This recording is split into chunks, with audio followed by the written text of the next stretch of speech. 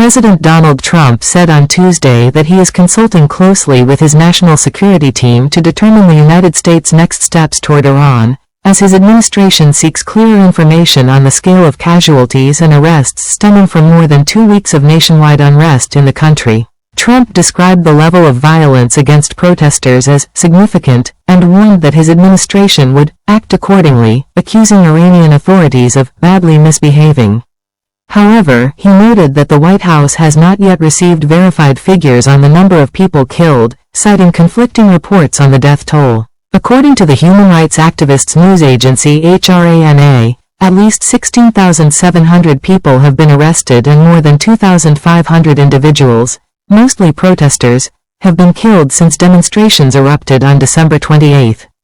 The organization relies on a network of activists inside Iran to verify arrests and fatalities. The message is they've got to show humanity, Trump said, referring to the Iranian government.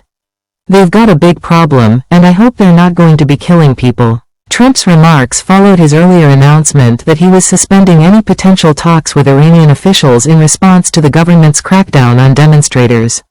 Addressing Iranian citizens directly, he said, help is on its way, though he did not specify what form that assistance might take. The president's comments marked a sharp shift in tone from just days earlier, when he suggested Iran was seeking negotiations with Washington following his public threats of military action against the Islamic Republic. In a speech at an auto manufacturing plant in Michigan on Tuesday, Trump urged protesters to continue their demonstrations and called on them to document abuses by Iranian authorities.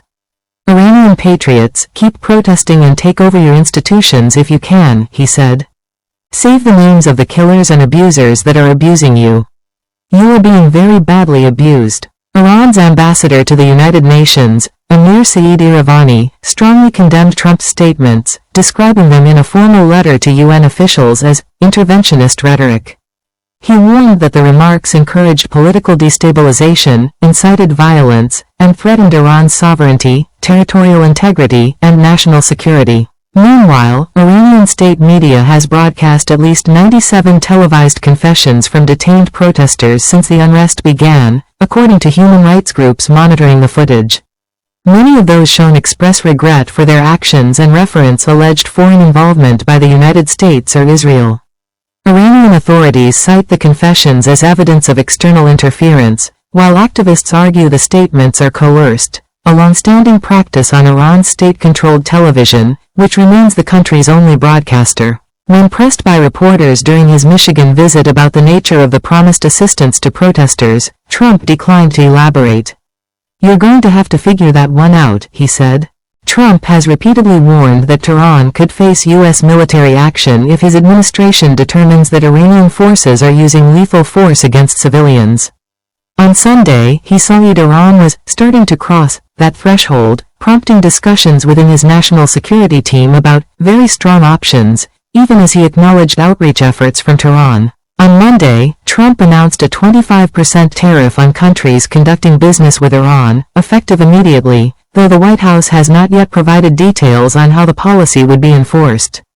Countries with economic ties to Iran include China, the United Arab Emirates, Turkey, Brazil, and Russia. Vice President J.D. Vance, Secretary of State Marco Rubio, and senior National Security Council officials have been meeting since Friday to develop a range of policy options for the president, from renewed diplomatic engagement to targeted military strikes. We don't want to see people killed, and we want to see a little bit of freedom for these people, Trump said. They've been living in hell for a long time. Iranian officials, including the parliamentary speaker, have warned that U.S. forces and Israel would be considered legitimate targets if Washington intervenes militarily to protect demonstrators. Trump said he remains undeterred by such threats. Iran said that the last time I blew them up, Trump said, referring to Iranian warnings issued ahead of U.S. strikes on nuclear facilities in June. They better behave. IRANA reported that more than 600 protests have taken place across all 31 of Iran's provinces. Assessing the full scale of the unrest has been challenging, as Iranian state media has offered minimal coverage, and online footage provides only brief and often unstable glimpses of street demonstrations and gunfire. Trump's pressure on Iran comes amid several other major foreign policy challenges. The United States is continuing to deploy a significant military presence in the Caribbean following a recent operation that led to the arrest and removal of Venezuela's President Nicolas Maduro.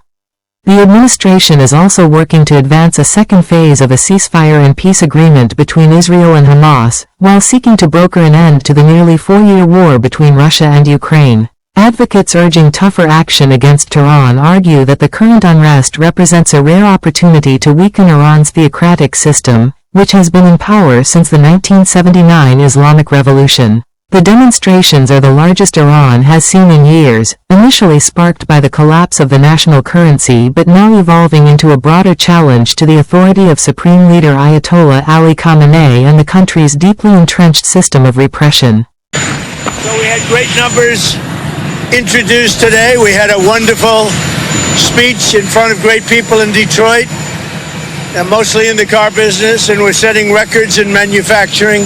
It's going very well. I think people appreciated what I had to say in terms of the numbers.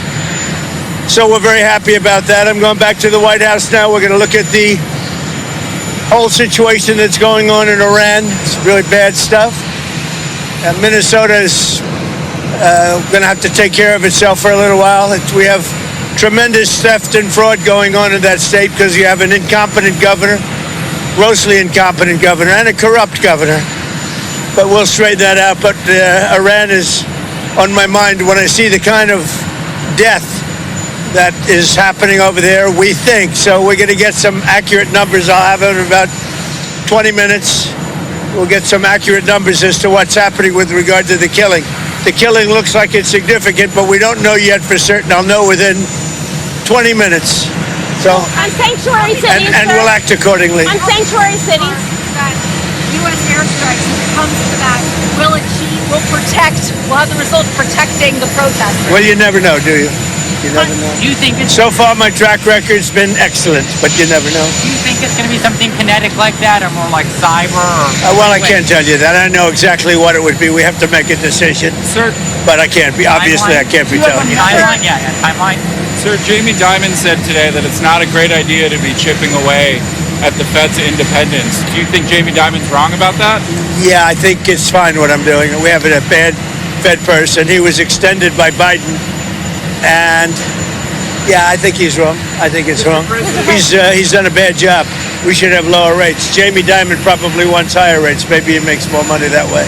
On sanctuary cities, sir. Also was talking about the 10% credit cards. The House Speaker said that it could have negative side effects if it was imposed through Congress. Are you concerned about that? Have you talked about No, I'm not. I think that people that are paying 28% interest should be protected. We're talking about for a 1-year period, but when you have a bank, whether it's Jamie Dimon or anybody else, charging people 28, 32%, 30%, 31%, one case 35%, no, I'll help those people. That's all right. Sanctuary cities, sir, in your speech you said... It's a 1-year 10%. Let the people have a break. In your speech you said that you're going to be cutting off funding for sanctuary cities on February 1st. That's right. What kind of funding? You'll see. It'll be significant. All federal funding? On healthcare, is there something that you can do with insurance companies to bring down premiums like you're doing with credit Yeah, I'm cards? going to meet with the insurance companies, but I want the money to go directly to the people. It's very simple. Into a healthcare savings account, but directly to the people so the people can buy their own healthcare. Mr. President, on Thursday will be the 6-year anniversary of you signing the Phase 1 trade deal with China, the signature on it. Would that deal open Chinese markets to U.S. goods? It protected intellectual property. Can we get back to that? Yeah, we can. We're doing very well with China. I have a great relationship with President Xi, as you obviously know. We're doing really well. We're making a lot of money with China. But can you open their markets to U.S. goods? Yeah, I think so. Yeah, I think it's going to happen. Intel? Iran says that it will retaliate in the instance of U.S. strikes against U.S. assets in the Middle East.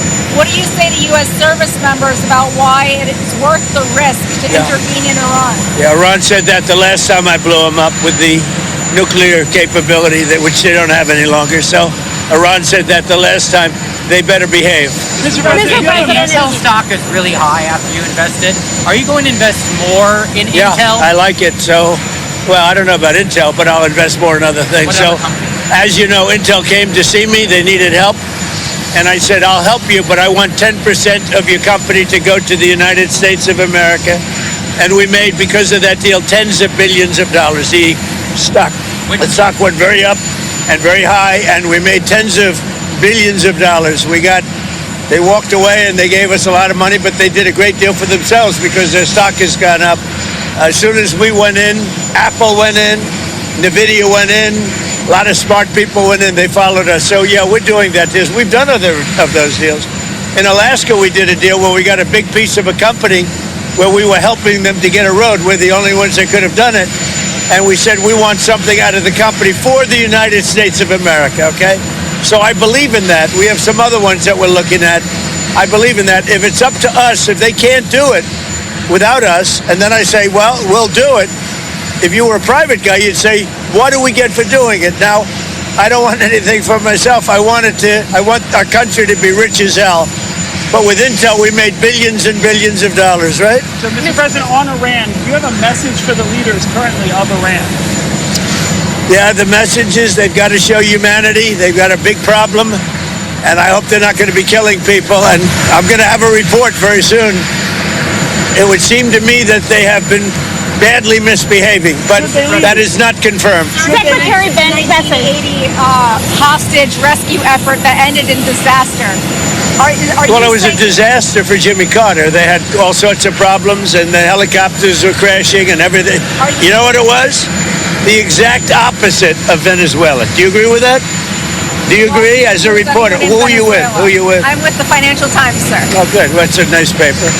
So are you committing not to sending U.S. troops into Iran? Why would I tell you that? Why would I don't talk about military strategy with a reporter, you know? Even though I do like the Financial Times. Secretary Besson. Are you consulting with our allies regarding Iran? What are they telling you, and why do you think the Well, I'm not going to tell you what they're telling me. I don't tell you what Why do you think the Iranian leadership continues to defy you, Mr. President? You think they are? Well, It's only been a couple of days. They continue to kill protesters. Well, they said that about Venezuela, too, you know? It's only been a couple of days. They haven't defied me. They haven't done anything as far as we're concerned. But it looks like they're killing a lot of people, but it has not been confirmed. I'll know very soon. On Greenland, sir, the premier of Greenland said today, we prefer to stay with Denmark. Do you see that as the Who final said word? that? The premier of Greenland. Well, that's their problem. That's their problem. I disagree with him. I don't know who he is. Don't know anything about him. But that's going to be a big problem for him. Do you want to see democracy in Iran? Ideally, you'd like to see it. But what we want to see is we don't want to see people killed. And we want to see a little bit of freedom for these people. These people have been living in hell for a long time. You know, that used to be a hell of a country. I have friends that used to invest in Iran. And they did well with their investments. It was a great place. The people were great. Even the leadership was good. And now it's living in hell. Thank you very much, everybody. Thank you, sir.